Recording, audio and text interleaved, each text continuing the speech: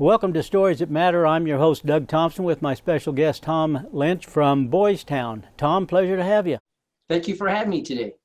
And Tom, you're the Director of Community Program for Boys Town. How long have you been with Boys Town? I've been with Boys Town for 35 years. Oh, my goodness. That's awesome. That's awesome. Well, tell me about Boys Town. Boys Town was founded over 100 years ago by Father Flanagan for children of all races and all religions. And he took in children that had been abandoned, abused, and needed a new start in life. And that's what we still do today, taking care of boys and girls and families across America. Okay, and your facilities are located where? Our main campus is in Boys Town, Nebraska, our own little village. And then we have sites across the United States. We're in New England to Nevada, Florida, and different locations, New Orleans too, serving children and families. And our programs go all through all 50 states. Oh, that's tremendous. That is tremendous. Now, this was based off, you said, Father Flanagan, and there was a movie that was done about Father Flanagan in Boys Town. You probably have seen that. That's probably required for everybody coming in to be a participant in it, huh? Definitely, yes. That movie was filmed right here on location. It was called Boys Town. It was a smash hit when it came out, and Spencer Tracy donated his Best Academy Oscar to Father Flanagan, and we have it on display here in the village in our museum called the Hall of History. Well, I did not know that. I remember Spencer Tracy being in the movie. I didn't see it when it first came out. I'm not that old yet, but I do remember seeing it. And Father Flanagan, it was Edward Flanagan, wasn't it? Yes, it was Father Edward Flanagan, yes. And he was from Ireland. He was born and raised in Ireland. He immigrated to America at age 18 with the desire to help people, and he became a Catholic priest and then began his ministry to serve children and families across the United States. Okay. After his passing, how did Boys Town continue? We've been very lucky over the decades. We've had good directors that have carried on our programming, expanding our programming, bringing in new children to live with us here in the village, and then taking our programs across the United States. We have a program for our hotline that people can call 24 hours a day to get assistance, and people can learn more about our programs at boystown.org. Okay, we'll be certain and put that up on the screen to remind them of it. And if they want to donate, how do they do that? They can go to boystown.org again, and there's a donation section there. And we appreciate all our donors. Father Flanagan created us as a non-sectarian children's home, so he depended on individual donors across America to keep Boys Town open. And we still have very good donors that we're very thankful help us to continue the ministry of Father Flanagan. Do you get any government funding? We get some of our children are ward of a state. So if they come from a state where maybe they're in foster care from Florida or New York, then when they come to live with us, they'll pay part of the tuition. But sometimes it's not the total tuition, and that's where our donors, every dollar that comes to Boys Town goes to the direct care of our boys and girls. Oh, well, that's awesome. Now, if we you said Boys Town, Nebraska is the name of the town, Boys Town? Yes, it is. It's our own village. We have our own village board. One of our boys right now is the mayor. That began with Father Flanagan. The boys and girls who live here, around 200 of them, they get to elect a mayor, and he represents them as the mayor of the village of Boys Town.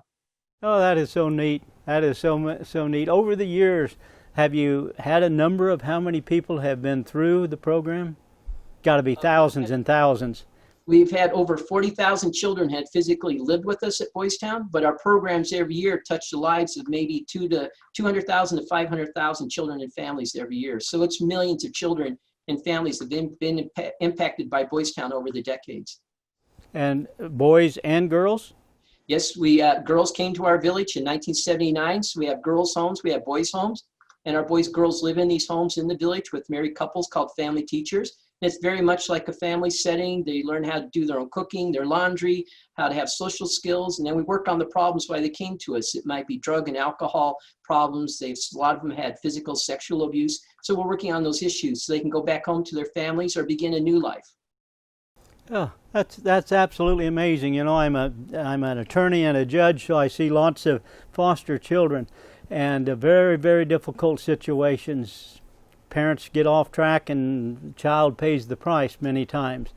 And depending on how long that goes on, why then there's a lot of corrective efforts that are needed. Definitely. Father Flanagan often said it was not the children's problem, it was actually the parents, that they were the ones, because children are born innocent and problems happen to them. And it's our responsibility to help the children, because he took in children nobody wanted. And that's what we still do at Boys Town. We serve boys and girls, their families, the courts, societies turn their back on them. So they come to us to begin a new life here at Boys Town. From all over the nation? They do. Our children come from all 50 states, and they're over the decades, we had many of them come back and say Boys Town has saved their lives. And even today, many of our children, this is the only family they'll know in their life living with us here in the village of Boys Town. And we do Christmas, we do Thanksgiving, we have our chapels here, we have our Protestant chapel and our Catholic chapel, so the boys and girls have religious training every day in school. And for our Jewish children, there's a synagogue nearby. So the children have a full faith life when they live with us in the village of Boys Town. And Tom, that's absolutely amazing. That's amazing. How many on the staff? We have a total staff across the United States of around 2,000 individuals that take care of the boys and girls. And we have our own hospital system too, called our Boys Town National Research Hospital.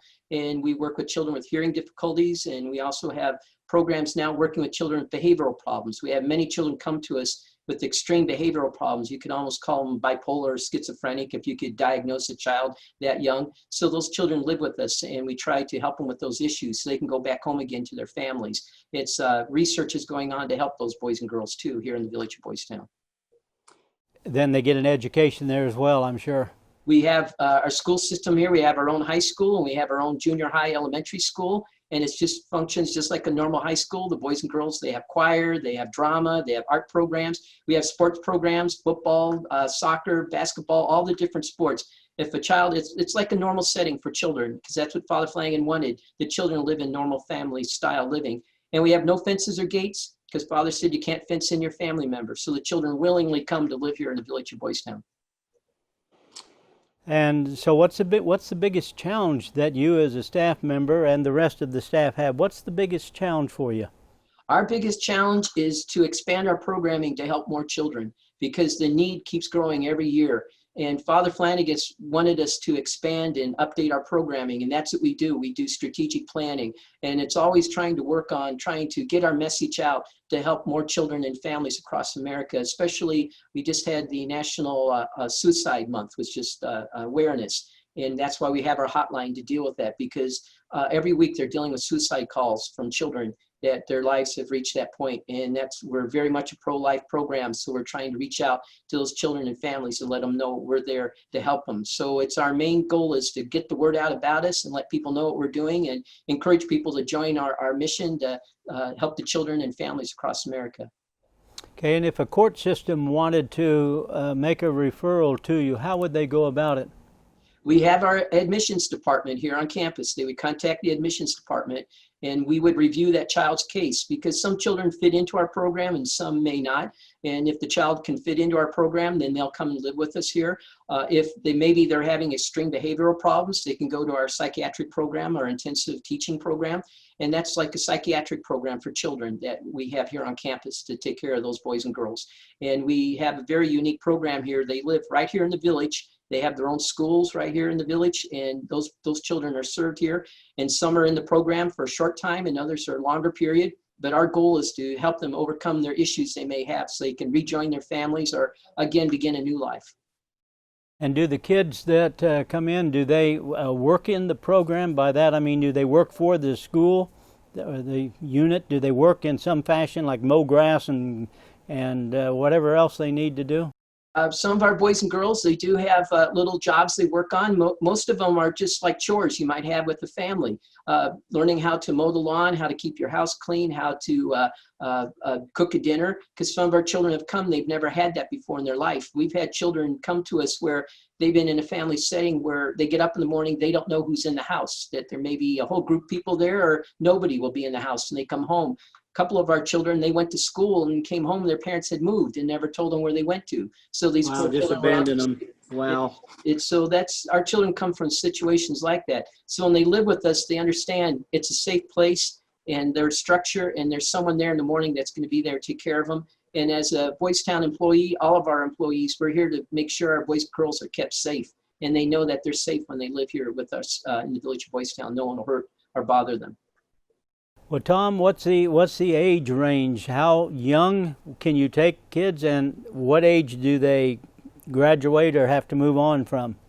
In our residential programming, we have children age 9 to around 18. But our other programming that we have in our hotline and our hospital program, we work from infants to adults in our programming, because we have worked with parents and guardians of children. We have psychiatric programming and counseling, what we call common sense parenting, to help them work with those children. And then our children who physically live with us in the village, we have a normal high school. So in May, we'll have graduation, and then the boys and girls will graduate, and some will go on to a job or training, or some will go out and start a new life. It's all part of preparing them to go out into the world. And then you have another complex or location. Is it Tallahassee, Florida? We have 3 sites in Florida. We have Tallahassee, we have Central Florida, and Southern Florida. And at those locations, we do have some residential homes, and those boys and girls will go to their public schools. So it's a little different program. At our site in Tallahassee, though, we have a special art therapy program. It's a fantastic program where we work with boys and girls using the arts. And it's they've been sending us art from that site to display here at the main campus. And it's a very unique program, and we're very proud that they're doing that down there to work with the children in the arts. Okay. Tom, what's the biggest challenge that you encounter? What is it? Our biggest challenge is, again, getting the word out about Boys Town and letting people know who we are, and then getting more people to join us in our mission to help kids and families, because we've been doing this for 100 years, and we sure need the support of even more people to carry on our program to go and help these kids and families. There's a lot of hurting families across America, especially now with the pandemic and the economic situation. Families are on the verge sometimes of breaking up. So we're there to help keep that family together, because the best place for a child to grow up, as Father Flanagan said, is in a home with the parents. And so that's what we try to help through our programming at Boys Town. Yeah, it's always, the goal is always for reintegration, at least for willing parents. Yes, and some of our boys and girls can go home and some can't go home. And those who can't go home will stay with us till they graduate from high school, and then we'll help to get them on their feet and get them out in the world. And we have an alumni association, so they can come back and get some scholarships and some help to go on them, because some of our kids leave us at 18. They're alone in the world. They have no support, no one to help take care of them. So that's what we do. We help them that little extra push to get out in the world. And many of our former alumni come back, men who were here in the 50s and 60s, saying if it wasn't for Boys Town, they wouldn't be alive today, or they would not have the families they had today. It saved their life. And that's what we're still doing today with our boys and girls. Man, that's got to be a good feeling, Tom, as you look back and people come back in that have graduated through the program and it's turned their lives around, and you see them with a family. That's got to be a good feeling for you. It's a great feeling. Every 2 years, there's an Alumni Convention that takes place, and they come back, and the alumni will bring their children and their grandchildren, and they'll show them where they grow up. And you can see generational, how we help that one child, and by helping that one child led to now generations of other children having a good life and turning out to be productive citizens. And that's exactly what Father Flanagan wanted to create, and that's what we still do today. We're producing good American citizens for America of today. Well, that's awesome. Now, if there's somebody who's watching this program and they live in, well, we're in Kansas as we film this, so they live in the middle of Kansas, and they said, I want to be able to try to help out by setting up a Boys Town chapter. Is that even a possibility? Well, that's something we can help them with technology, but to actually open a program like Boys Town has today is a very complicated, very expensive process. And we discovered that if we can share our technology with that community, that without physically building a structure, that maybe using our common sense parenting or our hotline program, they can reach more people in their community. So that's why we like to share our technology at boystown.org, because we have all types of parenting tips for children and families out there. And if people really would like our assistance, they can go to boystown.org and learn about contacting us, so we can talk with them, see how we can help them with their concept and their ideas. Okay. Now, Tom, other than as people watch this program and they're shaking their heads, say, wow, that is absolutely tremendous. Of course, the first thing they can do is to pray for your organization, to pray for those involved, pray for the kids. And what's the second thing that they could do that would help? They would like to, again, help us with Father Flanagan's ministry of becoming a supporter. That would be fantastic. Prayer is always very important to us. Father Flanagan said prayer was one of the most important things. But then if they like to become a financial donor, they can go to boystown.org and help us with this ministry to help boys and girls and families across America. Okay. I'm going to guess that Father Flanagan would be absolutely amazed at what this has turned into, the concept that he had and his his godly desire to reach out and to help the kids and to do those things, I think he would be absolutely amazed at the number of people that are involved and how this organization has built and sustained itself. And it's not necessarily a well-kept secret, because I've heard about it and known about it, and I remember the movie. But you kind of forget about some of those things. But as we talk about it, this is absolutely amazing, the number of kids that have been through this, 40,000 so far. And look how that's affected not only the 40,000, but their future spouses, their kids, and so forth. And that's tremendous. Thank you, Tom, for what you and the staff do. I kind of wanted to mention our hotline, because that's what we're really promoting. That's 24 hours a day for families to call in and get help. And that's what I mentioned several times, and that's what they wanted me to do. So. Is that sometimes, I'm assuming those call-ins are, I've had it, I'm done, I'm going to end my life, and you're dealing with situations like that? It's suicide. Every week we do have suicide calls, and we have children who call in, they're being abused, or they're in situations where they're being bullied in school. A lot of it is this darn social media too. These kids will get on social media and they'll be socially bullied too. And so we have programs to work with them. We're actually doing something called Your Life, Your Voice, where they can go online, and we're doing tweeting now too, so we can reach the kids that way. But it's an ongoing issue with kids and families, and it's intended for parents. If they just don't know what to do, they can call it. And we have it set up like if you call from Branson, Missouri, we'll have a database, and we'll say, if you go to this program in Branson, Missouri, that program will help you if there's maybe a problem with drug or alcohol in the family. So when they get off that call, there's someone, they can go to another resource in their community and get help. That's part of why the hotline was created. Okay. I'm assuming that there's some kids that just do not adjust to it and become a problem within, and they have to be invited to leave? Definitely. Boys Town, we're a safe place. And we promise our boys and girls when they come here, no one's going to hurt them or bother them. And if we have a boy or a girl who just will not adjust to it or go along with the program, then they'll have to leave our program. That's why we set up our psychiatric program, because the children can go into that psychiatric program.